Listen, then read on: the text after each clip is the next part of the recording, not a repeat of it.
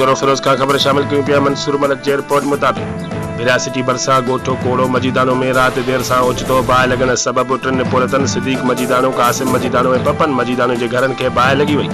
उन सिलसिले में ॻोठाणे कासिम मजीदानो मीडिया खे ॿुधायो त बाहि लॻण सबबि टिनी ॼणनि जा कखावा घर मुकमल सड़ी रखु थी विया। घर में पयल रोक रक़म, हंध, खटियूं ऐं ॿियूं घरेलू सामान सड़ी रखु थी वियो। हुन ॿुधायो त ॻोठ में शादीअ जी तक़रीब थियल हुई।